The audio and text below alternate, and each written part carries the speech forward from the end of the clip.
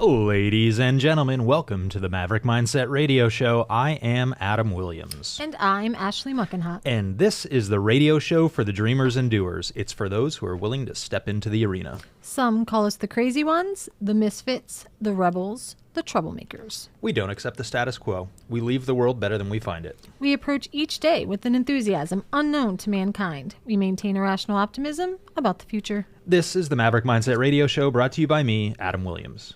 Do you have a cough drop in your mouth? I can hear it. Can you? Yeah. What do you want from me? I have a Joel put the mints All right, out. hurry up and chew it. Oh my God. I'm going to tell a story. So, unless you were listening live on FM radio before our show, you wouldn't have heard this. But there is a trunk or treat event that's about to happen. And I have a confession. I've never gone to a trunk or treat. I don't like them. I don't think it existed when I was a kid. Like, well, you don't like it because you feel like it's work. The war on Christmas. Oh. Well, no, it's work. The war on Christmas. It is. Like, I don't get it. It's what is today? The 23rd of October? Like, yo, Halloween's in 8 days. We got 2 hours of trick-or-treating. And honestly, like, my kids the last few years haven't even made it the full 2 hours, and they still get more candy than they would ever need. Like, why do we need a trunk or treat? So here's my question. Because I was thinking about this last night, because I saw pictures at a trunk or treat, and I thought, wow, that you decorated the whole back of your car, and you got your costume on, and I'm just in general like anti-costume as an adult. We'll save that for another episode. But like, is this like a national thing, or is it an Erie thing? And here's what I was thinking: stag and drags. And there's people that are going to hear that and go, what? I'm going to explain it. I've only been to one stag and drag in my entire life. I think I've only been to like 2 now that you just mentioned. Okay, but let's explain what the concept is. It's basically a pre-wedding party. Basically a way to get money to help pay for your wedding. So you get the picnic pavilion and some hamburgers, and you have pool tabs, and you raffle stuff off, and it's a money grab. It's a fundraiser to help pay for a wedding. And they're fun, I guess. I've only been to one, but they had like the trailer that showed up with the kegs and the beer taps and stuff. And, yeah, so I've only been to one stag and drag, and I have never been to a trunk or treat. And I'll be honest, I doubt I'm missing out on a whole lot. I don't think you are. Okay. I'm almost certain. Yeah, one of my kids just got a flyer that the school is doing it too, and if you wanted to participate, and I'm like, that's a whole lot of work. I got to decorate my vehicle. Yeah. I got to get more candy. I got to like add another extra trick-or-treating event too, which is, it's not even my favorite holiday. I don't like it. Okay, good. So, So, 2 other updates from recent shows. I'm going to make you spit your mint out. I feel like a child. Well, sometimes you are. That just happened. It did. If you're on Spotify, you have no idea. Yeah. All right. So actually, So let's. I got some other some other housekeeping updates. So a couple exciting things. Last week we talked about management. Yes. Right. And we didn't realize it was Boss's Day. I know. And you referenced the Lead It Like Lasso book, which you got me for Boss's Day. Yes. You gave it to me the next day. Yep. Because I don't think any of us remembered Boss's Day. So I started reading it because I'm on. Good. I haven't given up on this phase of 75 Hard. Yep. I'm a little over halfway through, and it's really good. Yeah. I thought it was just going to be like a cutesy bunch of references to the show, and it is that. But it's also, these people like built a business and sold it for 8 figures, I think it was. Yeah, 8 figures. And it's all about developing your own sort of personal leadership operating system, and it draws guidance from the book. So it's been a really good read. So I started that. You're welcome. Yeah, thanks. I just finished. I had just finished Unreasonable Hospitality. Okay. And then switched over to this book. It came right on time. Unreasonable Hospitality has been. You mentioned that last week. Oh my gosh, it is such a good book. Like, if you run a business and you actually care about your customers, you need to read that book. I wish that there was an update to it. In fact, there may be, but it sort of ended right around COVID, and it was like, okay, let's get the next chapter of this, because I know some of the businesses that they reference didn't survive the pandemic. Yeah. So we need to do a updated show on. Remember, we did a reading list, summer reading list. Yeah. Ooh, winter reading list. Oh, curl up next to the fireplace with some coffee and pumpkin spice. Yep. Yeah. All right. So that was update number 1. And honestly, I don't remember what update number 2 was. So What are we talking about today? We're talking about marketing and branding and what it says about you, your business. I'm excited because you and I didn't. We sort of prepared for this show in silos. Yeah. Which means I get to run the whole show because everything that you're going to say, I'm going to have something else to say. So get ready for that, listeners. Yeah. 'Cause we didn't coordinate efforts on this at all. So We it's going to be didn't. really interesting. It is show 31. I actually think I have the intro to our show memorized now. So I don't. it took 31 shots shows. at it. Yeah. But before that, a little bit of housekeeping. Exciting update. Yeah. So we're streaming live on Facebook as we are every single week, Maverick Mindset Radio. Share the show if you like what you hear. Every time I say that, a couple more people share it, which is really exciting. But I'm still getting a ton of messages about people loving the show and the stuff that we're talking about. So share the show on Facebook. We've got the episodes up on Spotify. We're streaming live on YouTube. And guess what? I finally did it. We're finally on iTunes. Finally. And this is a good, I spend a lot of time thinking about pants. Well, So can you elaborate? yeah. No, I just want to leave it at that. No, but I heard an analogy one time.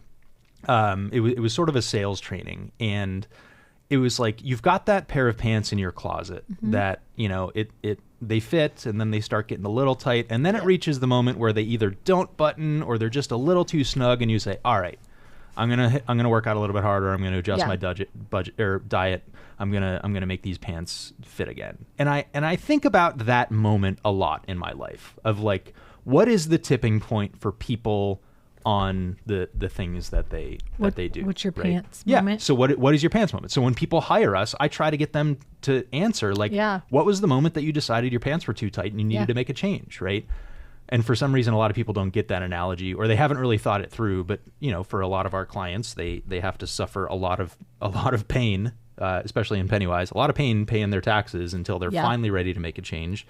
And this month, October, we're having really like a phenomenal month. Yeah. And part of the reason is if you were on extension from April, you're filing your tax returns this month, and you're getting that tax bill and going, this is horrible, right? Yeah.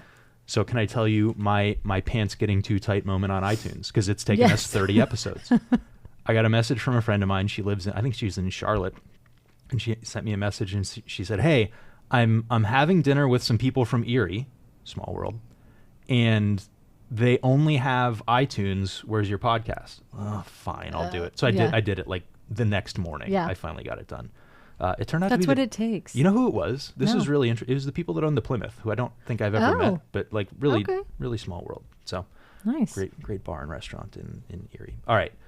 So today we're talking about marketing. And branding. You wanted to talk about branding. Because I I- want to talk about marketing, well, and we're going to explain the I think difference. they both kind of go hand in hand. They do. Yeah. They do, but most people get it backwards, which is what we're going to talk about. Most small business marketing is horrible. It's really ineffective. In fact, most small business owners, I think, underspend on marketing and advertising, and it really holds their business back.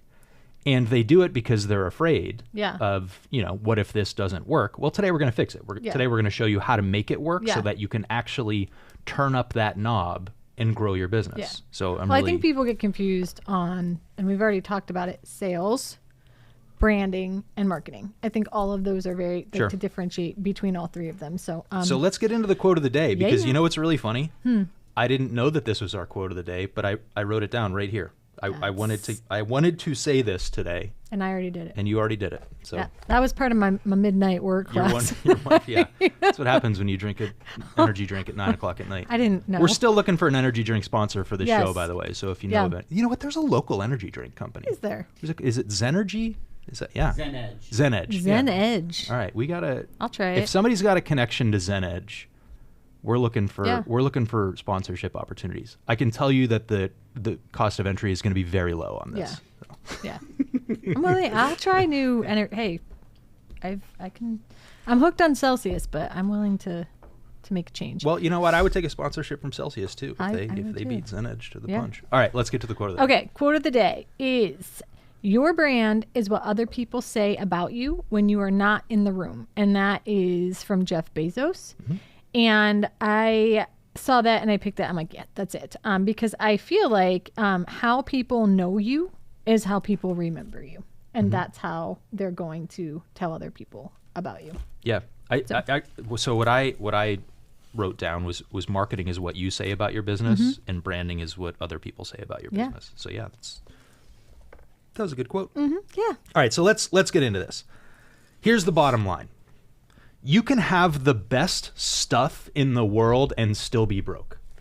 You can have the best products, you can have the best services, you can be world class, and you can still be starving because your marketing is not effective. Yeah.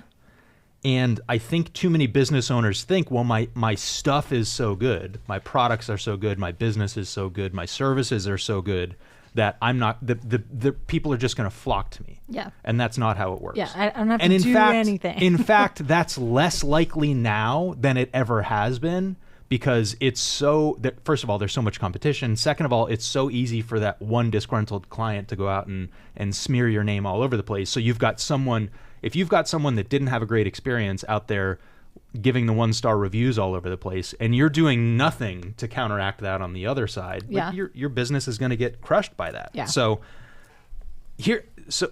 that's what it really comes down to is just because you do a good job doesn't mean your business is going to grow or in fact you're even going to be able to pay your bills. Like this is where marketing comes into it. Yep. Or let's look at it from another perspective because I think about this a lot, but I don't say it enough that I believe in a business transaction, both sides should profit, right? Mm-hmm. Both sides should win. So if I'm going to pay for a service, if I'm going to pay a marketing vendor as an example, well, I want that marketing vendor to make money off of that. I want them to be profitable based on the price that they charge. Makes sense for them too. And then they've got to help me grow my business. Yeah. And that's the exchange. I would rather get rid of that money in exchange for more leads, which eventually turns into more money. Mm-hmm. So I actually get really bothered when I know businesses are undercharging for things because I know they aren't going to do as great of a job because they're worried about paying their bills in the back of their heads. But at the end of the day, I believe it should be a win-win. I believe that businesses should profit, and what that means from a business perspective is your product or service or offering needs to improve people's lives. Like if you want a good business model, make people's lives better. That's all it comes down to, right? And we know the better off you make people's lives, the bigger impact that you have, the more that you can charge them. So we talk about revenue in a business. We talk about that top line, and that's how we win Inc. 5000 awards and Law Firm 500 awards is growing that top line. And there's only two ways to do that in a sustainable way. One is to help more people, and two is to help them in a bigger way. Yeah. Now, there's ways to do it that aren't sustainable, and that's by ripping people off. But at the end of the day, the more people you help or the better off you make them, the more your business is going to grow, the more top-line revenue you're going to have. Right. So we talked about this with the food truck, right? We sold $13 grilled cheese sandwiches. Well, we made people's lives at least $13 better. These were grilled cheese sandwiches. If you're hungry and you want to indulge, or you're at a concert at a winery. I've had one. My life was better. Exactly. Probably more than $13 worth. Yeah, although that was 2018, so the price has probably gone up some more. But on the flip side, we can charge 1,000 times that. We can charge $13,000 for tax services because we make people's lives that much better, right? So, and like I said, we can also grow the business by helping more people. But that value exchange of what you charge in comparison to what you actually offer people should leave them better off. So here's the thing. If your business does actually improve people's lives, why wouldn't you do more to promote it? Like, why would you withhold that from the world? I don't think people know how. I don't think they know how to promote it successfully. Because you got to be strategic, especially now with your marketing. And I don't think people understand there's many different avenues. And one of those things is not getting caught up on just one of them and solely focusing on that, because you have to utilize, we utilize many different avenues of marketing. So I don't think people really understand, A, completely what it is, and then B, how to do it successfully. Well, I have a great idea. Let's fix that today on this radio show. That's why we're here. Let's do it. Yeah, because I think you're right. I think they've done things. Businesses have done things to spend money on advertising. Yes. And either they It don't doesn't get, work. Either it doesn't work and they don't get a return, or they don't know if it worked or not, which is equally as much Which is of a know crime. your metrics and your numbers, right? That's on my tips. I got tips. know. I got rules. What did I call them? I called them rules. Yeah, rules to make your marketing They work. should be rules. I got 6 of them. We're gonna get there. All right. But so let's talk about good marketing. Yep. You ready? I'm ready. Because here's the thing. If you had a system, if you could do this, if you had a system that worked and provided consistent, affordable leads to your business, you'd be willing to spend more to bring them in. But in fact, instead, you don't have a system, you don't know whether it works, it may or may not be consistent, and the leads may or may not be affordable, so you're not willing to spend more to grow your business. And again, I want to reiterate, if your business actually makes people's lives better, I believe you have an obligation to market it. Yes. I believe it is your duty to the world to let the world or your avatar clients know that you exist and you can help solve their problems. Okay, so this brings me back because we are going to tie in branding. Here's where I think some people struggle. And here's when we went to that conference, something that I learned where people struggle. Your marketing is getting your brand out there, awareness of your brand. But a lot of people miss the mark originally, right from the start with the brand, because they don't know what their brand is and the impact, because branding is psychological and branding is basically, it's your mission, it's your motto, it's your vision, it's all of that. And I think people struggle with what exactly that is. What is that? And then how do I brand that in a way that reaches people? You know what? So I've got some things that most small businesses get wrong about marketing, and that's one of them is they haven't come up with their unique selling proposition. Yeah. They haven't come up with what actually differentiates them. Yeah. And too many businesses compete on price. And one of the best marketers in the world, his name is Dan Kennedy, says there's no benefit to being the second lowest cost provider. Right. Right. So if it's a race to the bottom and you want to win, you're going to be the lowest cost, and then somebody's going to come in and undercut you, and then somebody else is going to come in and undercut them, and then maybe you drop your prices again. I like to go in the other direction. Value. How can we add more value and charge more for it? Yeah. Right. And you got to know the answer to that. It requires some awareness, and it requires what actually differentiates you. Yes. So this is your unique selling proposition. What makes your business different? Fresh hot pizza delivered to you in 30 minutes or less, guaranteed. Yep. Who is that? Domino's. Domino's. Yeah. Yeah. Their pizza's not good. It's not my favorite. It's better. It's better than it was, but they gained a reputation for having really bad pizza. But you know what they had? Fresh, hot pizza delivered to you in 30 minutes or less. Not good, not delicious, but it's there and it's hot, and we just made it. So that's a great example that Domino's, I mean, for say what you want about their pizza, they were a successful business. They continue to be a successful business. The guy that started Domino's has opened up like colleges and mega churches and has donated a lot of money. I have to know where the name Domino's, like why? Was that a last name? Was he playing Domino's and got the idea of pizza? Like what was it? I'm sure there's a reason for it, but I don't know what it is. Well, then But not a that's- lot of good branding and marketing. No, it's great I'm branding just and kidding. marketing because that's the point. Is actually that's a really important point. The brand has nothing to do with you. It has nothing to do with you. Your brand and your marketing has everything to do with your potential client, customer, patient. It has nothing to do with you. So when I don't believe when you start a business and you use your initials and it's all about you, your brand sucks. Nobody's going to remember it. Nobody remembers Well, your your initials. brand needs to be about your vision. It's not about the customer. It's 100% about the customer. I beg to differ.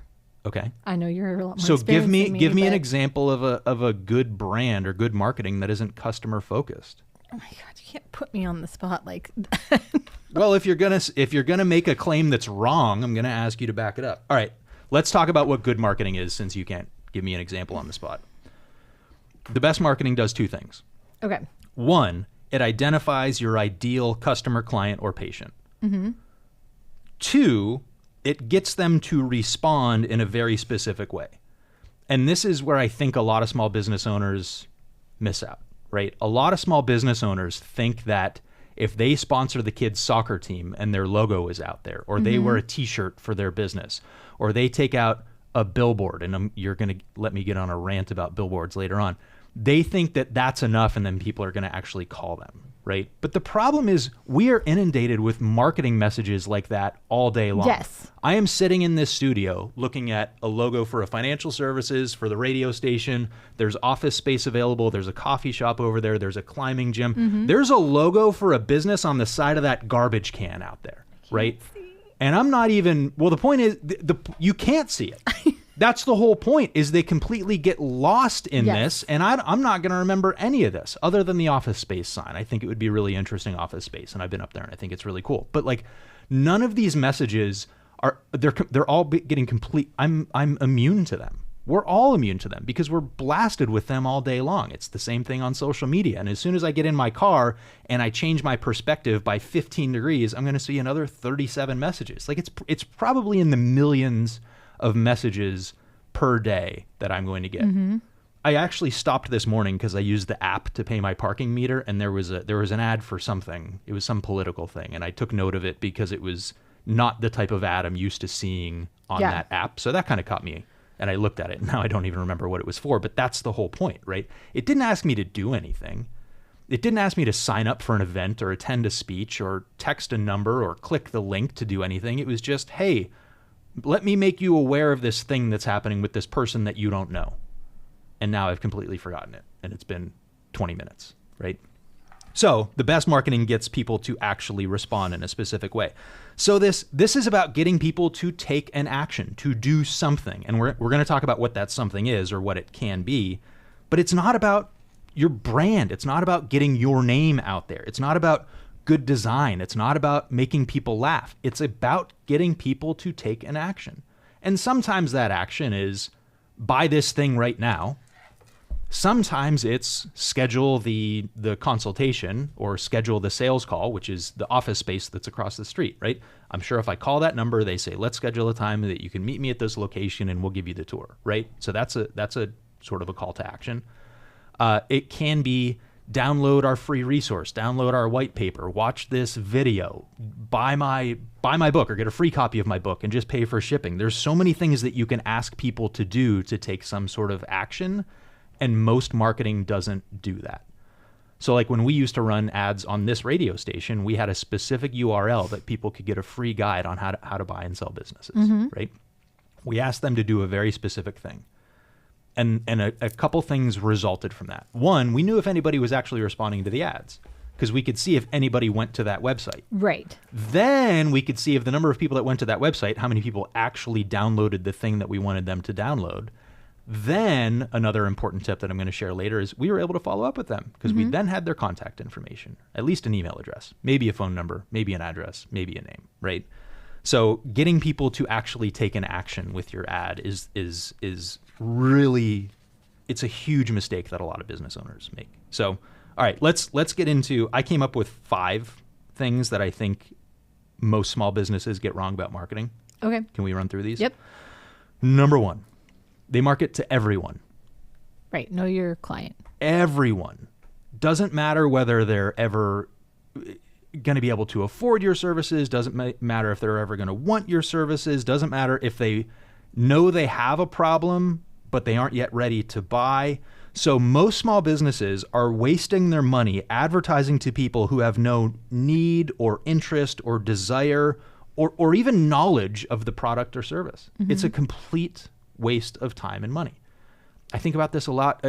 Billboards drive me crazy. I'm not ready for the rant yet, but I'm going to get there. Most billboards are such a waste of space and money. They're so poorly done. Yeah.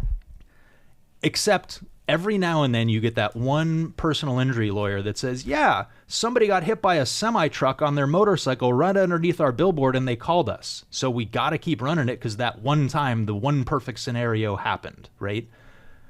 We're going to get into that. But so that's problem number 1 is they market to everyone. They don't think about who their perfect customer is, which is what we said. And identify who your ideal customer is. Market towards that person. Take the stuff that comes outside of that, right? Yeah. That's close. But if you're talking to the one person, the one ideal customer or client that you have, others that are closely related to that person will still hear it. But don't think that buying a TV ad is appropriate for every type of business. It's appropriate for certain types of business. Right. But it's a kind of a limited group, right?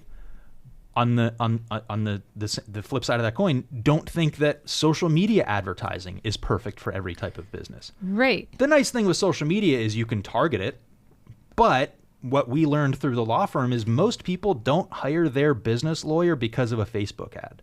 Right. Most people hire their business lawyer because of a referral from someone else, right? They're asking people that they know and like and trust for a recommendation. So we learned that lesson the hard way. Yep.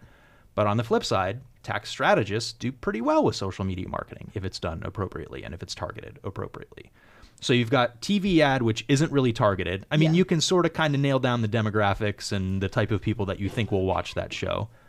Or you can do advertising on like YouTube and Hulu, where you can specify a lot more, like with a lot more precision who you're going after.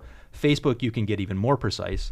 But then let's flip it around the other way. Taking out a billboard, your hope is that everybody who drives by sees it. Like it triggers something. But that's you're going after everybody, right? Yeah.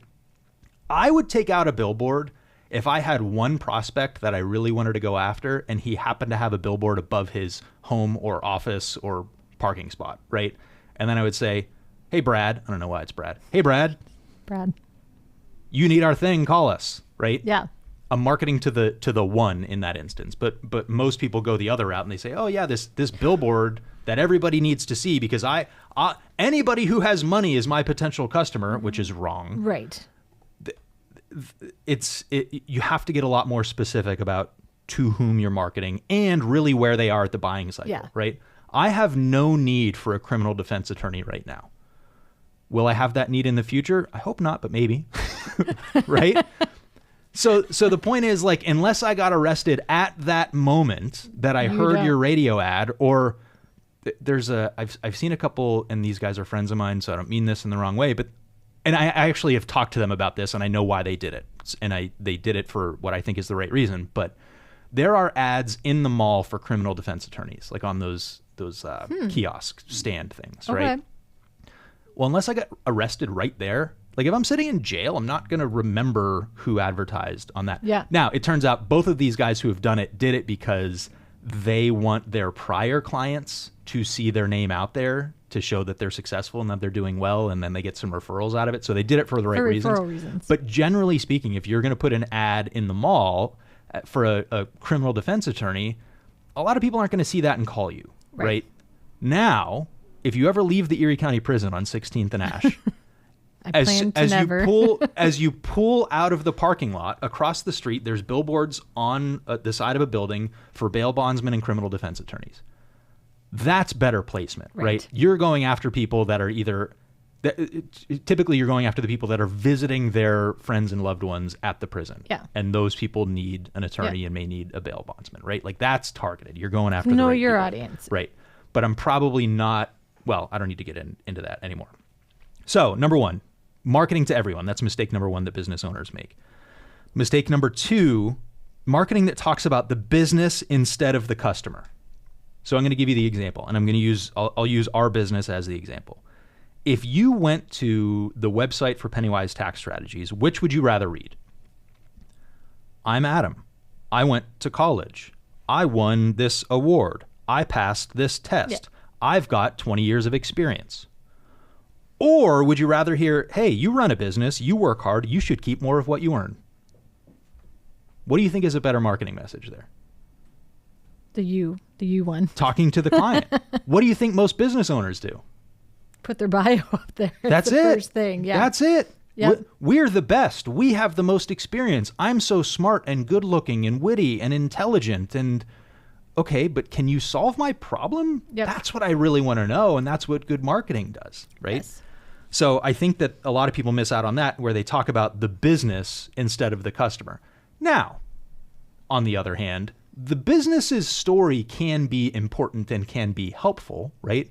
If you've been around for 100 years, there's parts of that story that are really interesting, but really what that story conveys is whether or not you can actually solve my problem, right? That's what we're looking to hear. In fact, I think that talking about how long you've been around sometimes can be a detriment in certain industries. So really, if you're answering the question of how can you help your customer in your marketing, on your website, in your advertising, it's going to be a lot more successful. Right. So this is where a lot of money gets wasted because business owners get it wrong. They talk about themselves instead of talking about their customers. So flip that around. Number 3, we talked about this sort of at the top of the show. You're advertising like Coca-Cola or Anheuser-Busch. Those companies spend billions of dollars on marketing. They're huge brands. They can afford to waste money. Yeah. They can afford just to get their name out there so everybody knows them. You can't afford that. You literally can't afford to get, unless you're Coca-Cola or Anheuser-Busch, or unless you're advertising in a very, very, very, very narrow market, you can't afford to have everybody know your name. You could be the biggest real estate agent in Erie, Pennsylvania. Yeah. And I believe you still can't afford to have everybody know your name. I may backtrack on that a little bit because I'm thinking of exceptions. I think that there are certain, like Edgar Snyder, there was a point in time that everybody in Erie knew his name because he advertised like crazy, billboards and TV and radio. There may be, I'm even thinking of the plumbers. Like there's a handful of plumbers that we could say their names, and there are still people that don't know who they are. Oh. And let's use another example, right?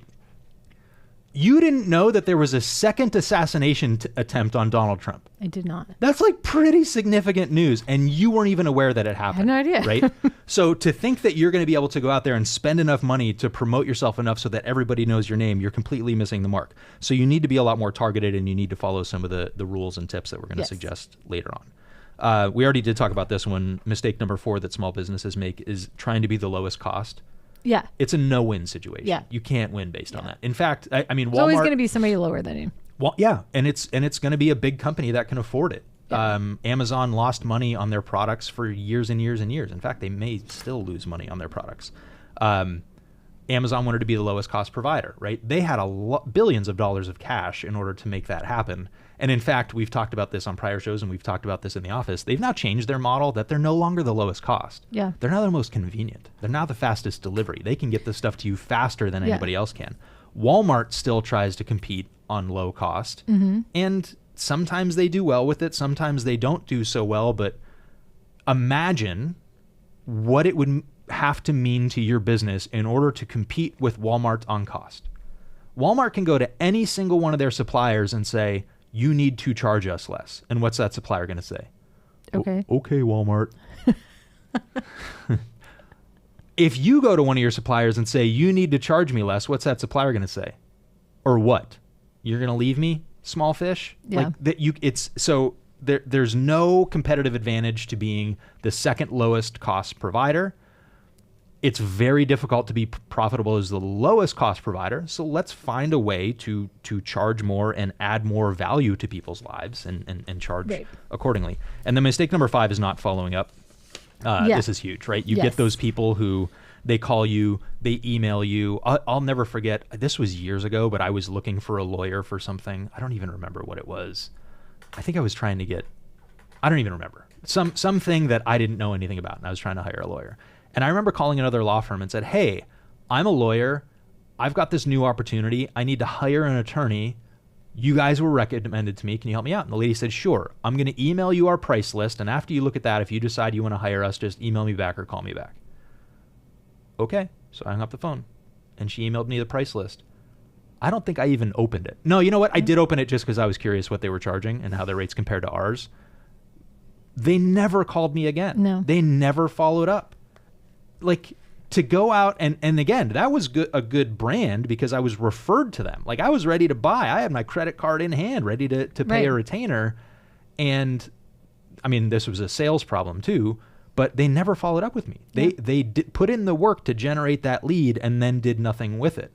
We talk about this in our business where right now, what's it costing us to get a lead off of Facebook? Like, if we're going to get somebody's name and email address, it's about $30, right? A little over $30 it was last week.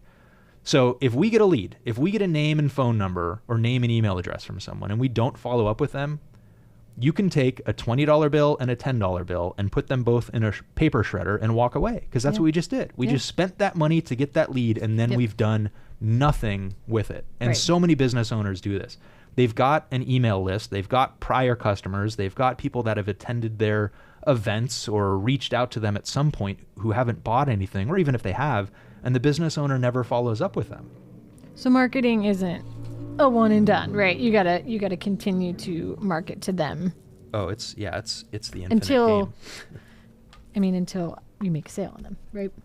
Or until they say leave me alone, Till you bring them to a decision. Right. Or, there's some, and we get into the long play with this of, there's some marketing that's just nurturing, that's just helping people and adding value to their lives without charging them, right? Yeah. I believe this radio show is that for us. This radio show doesn't generate a lot of leads for us, but you know what it does is it nurtures some of the leads that we have. The people listen to what we're talking about and they say, all right, I like these guys. They know what they're talking about. Right. I'm ready to hire them, right? Yeah. But that's a slightly different game that we're playing there. All right, so we flew through that first half of the show.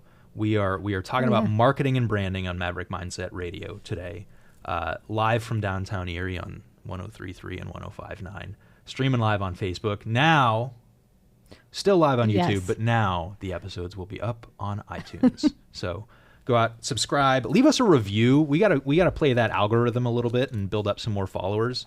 So yeah, give us the 5-star review, subscribe, share the show with your friends. I think all the prior episodes are now up on YouTube. It's taken a minute for that to sync, but we've obviously had some other great episodes that people have shared, and now you can do that on YouTube. So go in and do that, and we would appreciate the support there. Okay. So, do you want to get into the rules to make your marketing effective? Yes. All right. I have 6 of them. You ready? 6 rules. 6 rules. Get your 6 pen rules out. to make your marketing actually work. Like if you've tried marketing and it isn't working, right? You sponsored the local hockey team and your logo is on the boards and you don't know whether it's actually worked or not. Chances are you violated one or more or all of the following rules. Okay? Number 1. Make some sort of offer. It can be what we call a lead magnet. Okay. So we have our guide of get our 7 tax saving strategies that your accountant probably isn't utilizing for you. It can be a webinar or an event or a speaking event or an educational piece. It could be a recording of something like that. We talked about this on the show about networking. It could be your business card. Yeah. What's the point of having a business card? To get the other person's information. Boom. You're learning. So I give you my card so that you give me yours, Yes. right? That's the exchange. Yes. I've given you my card, you give me yours. That's a magnet of sorts because you've now given me your contact information and shown some interest. So it's now going to be up to me to follow up with that. So that's number 1 is, make an offer for some sort of lead magnet, or even if it's an offer to book that sales call. You see this is a little sleazy for me, but you see this with like timeshare companies, right? Mm-hmm. Come in and listen to the pitch on the timeshare and we'll give you tickets to a show in Vegas or New York City. If this happens a lot in Vegas, like come listen to our pitch on the timeshare, we'll give you free tickets to a show tonight, right?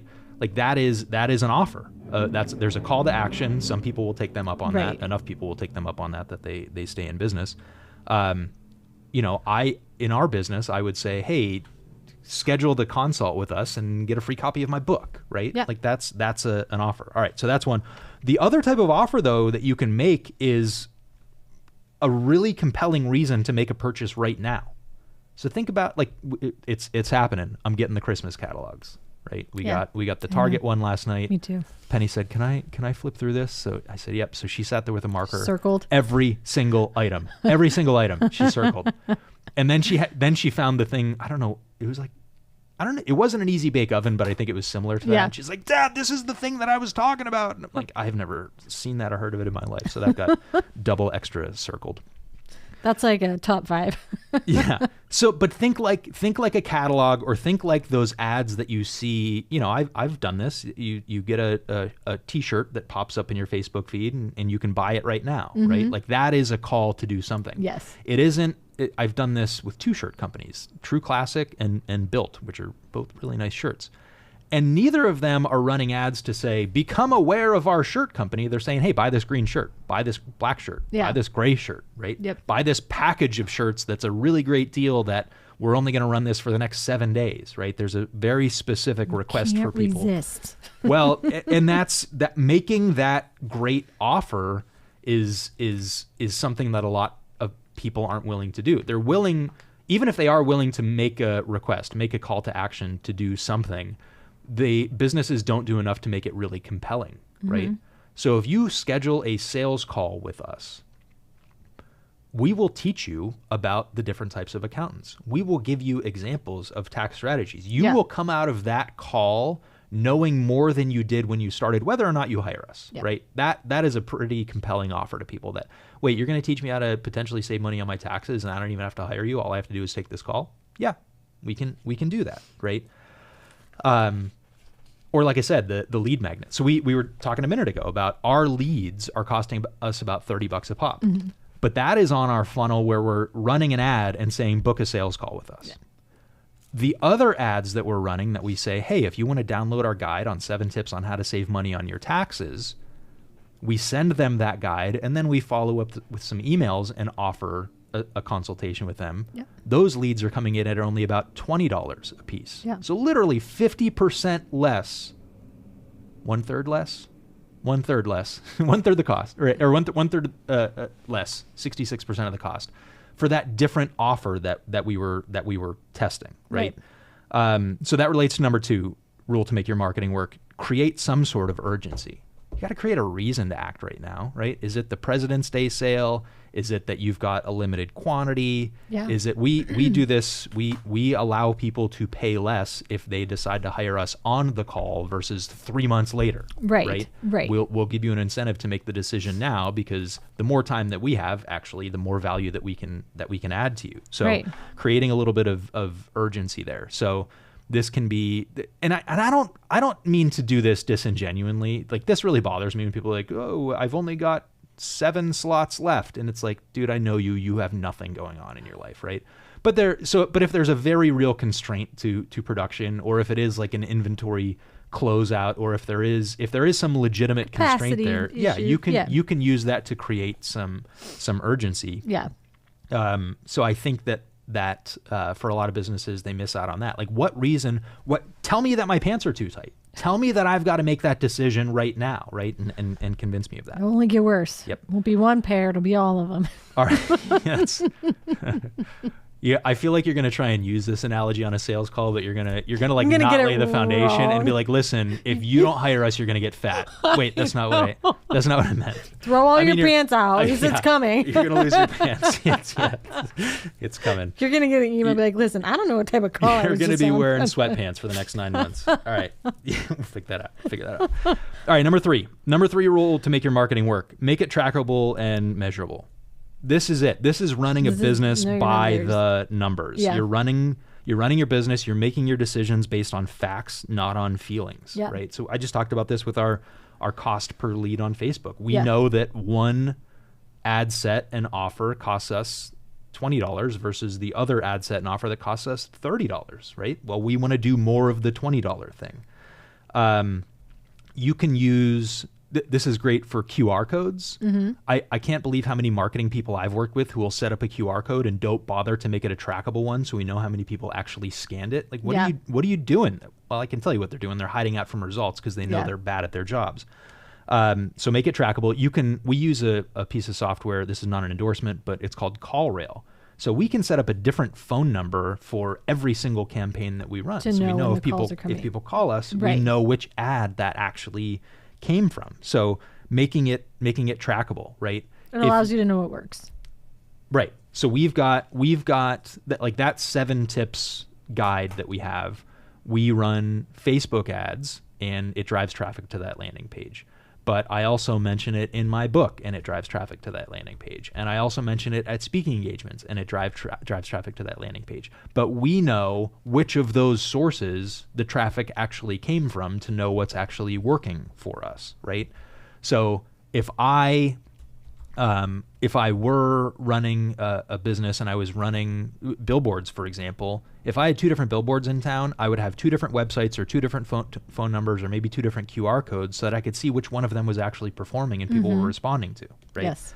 I think this is why I think a lot of people hide out from these numbers because I think they're afraid of them or they don't realize that they should be making it trackable. They just think that, well, there's more awareness and my business is growing, so it must be working. Right. Without actually connecting those dots. Yeah. So we're not making these decisions based on assumptions, we're making them on data.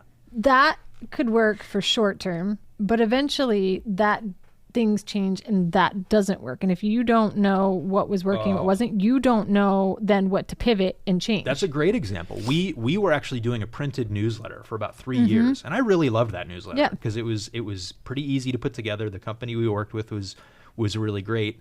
And every other month or so, we would put a specific call to action in there to download a guide, to book a consult, to send us an email, to get, I know I gave out some books and some freebies and stuff like that.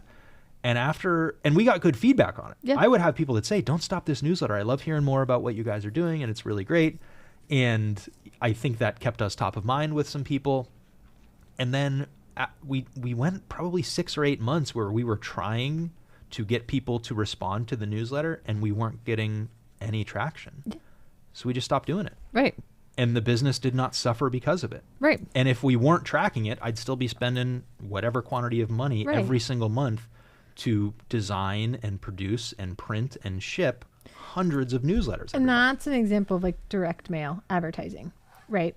Oh, I love direct mail. Right. So that's it. But that's not always going to be sustainable. And it's not always going to be like, that's an example of like you said, you would have just kept on doing that if you hadn't noticed that that wasn't doing anything anymore. So a lot more of marketing now is online, social media. You've had to pivot to where you're putting that money and where that time in order to. So that's another great example that if you are spending money on advertising and you're afraid to change that number or reduce it or eliminate it, I'm much more confident in those decisions when I have the data to back it up, right?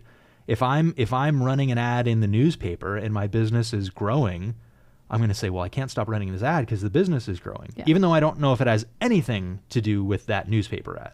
Right. Well, and do you think there's times too that your target audience changes, like that evolves as well, and it changes based on how your business grows and changes too, that then you have to start finding different ways to market to new people as well? That, or maybe your competitors are kicking your butt.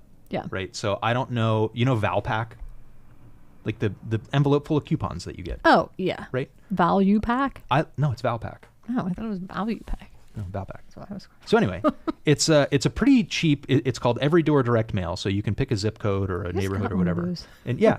Yep. Did you open it up? No, because I'd throw it away every time. Oh, I think most people would stand over the garbage can. They open the envelope, they're going to stand over the garbage can, and they're going to throw out 90% of those coupons, and they're going to keep 10% of them, and they're going to stick it up on the.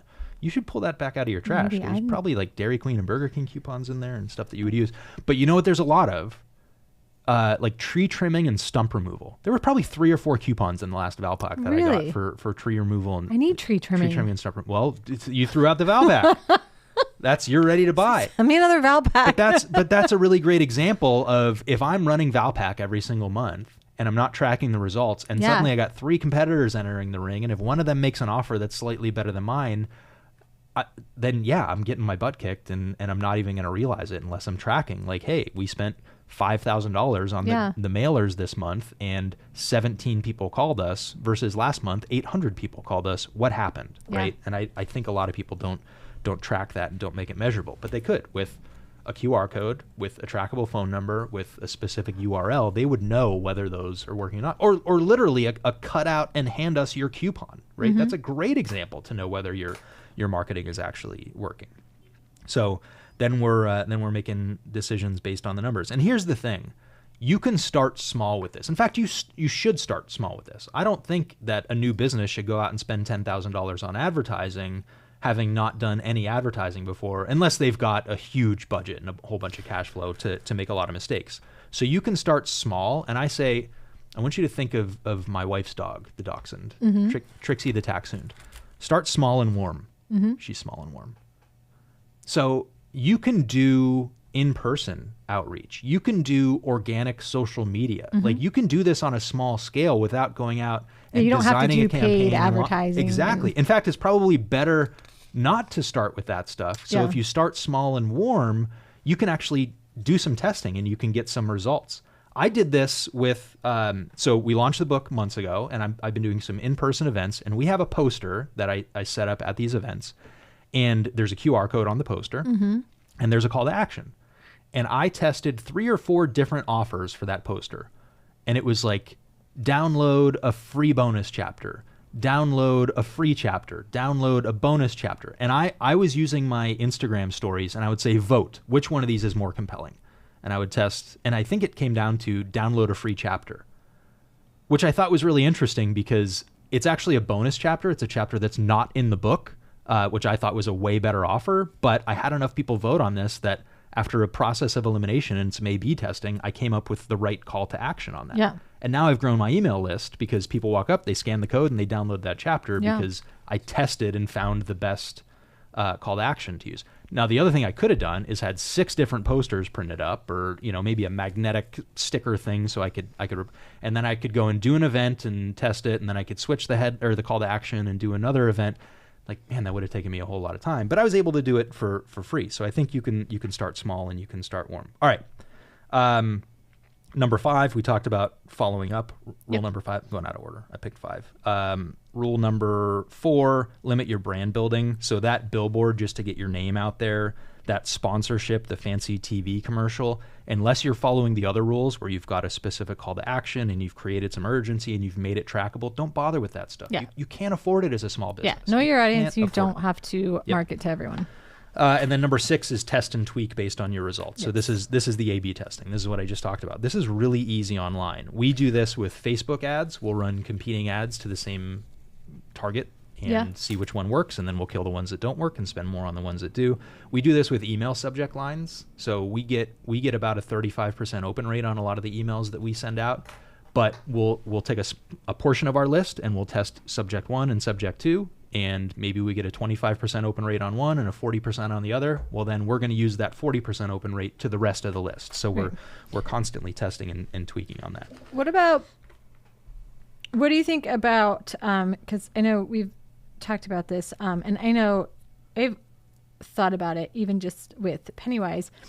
What about understanding your competitors and what their strengths are, and in your marketing using their strengths as their weakness? I don't think you need to do it. I don't think good marketing really even needs to address your competitors. No. I'm not saying address them. I'm not saying call them out. I'm saying taking what their strengths are that make them different from you and making that a weakness in. I think if that's part of helping people realize how you can help them, right? So we had success as a law firm for small businesses because we were small. We were a small business, right? You could go to the biggest law firms out there and hire them to do the same services for you, but they're not going to get it, right? That's what I'm talking about. So there's their strength, but that's also their weakness. So it's using that as. The flip side is if you're getting into a big lawsuit and if you're doing it on a contingency basis, right? You do want a law firm that's bigger and that has resources because they've got to pay for experts and pay for the cost of litigation, and they've got to have a war chest for that. So that's a strength, and sometimes you can't undo those strengths. But if it is part of your story and if it is part of how you can help people, then certainly go for it. All right. So I said I was going to talk about billboards, and I just got to say this because we're low on time today. I want you to pay attention to billboards as you drive around today, and I want you to notice how horrible they are. You can't tell what the business is. You can't tell what the business does. There's so much information on there you can't actually read it. There's no specific call to action. So unless you're Coca-Cola or Budweiser, there's billboards out there right now. This is a good example for Labatt, and it's got the Labatt logo, and it just says Labatt, period. It's good, period. And I laugh at those billboards, but man, if they aren't effective, because I actually remember it, right? Versus I don't remember the last Budweiser billboard that I saw. I've also seen some. That was branding that wasn't about the customer. That was branding about the product. Right. So if you've got, that answers your question. If you've got Labatt's marketing budget, go for it. Yeah. But you don't. That's what I'm saying, right? Now, I think that there are ways to convey, like beer, what are you really selling to people? Yeah. Well, with Labatt, you're selling good taste, right? Yes. So it is kind of about the customer in that regard. But then you see other ones where Labatt, has a lot of like hockey players because that's their audience, right? Is it Bush that has the horses? That's Budweiser. That Budweiser? Busch is NASCAR. NASCAR. That's all branding. All right. Great show today. Good topic on marketing. Shared some common mistakes with business owners. Shared some tips to make it better. Go out there and make it happen. I believe in you. See you next week.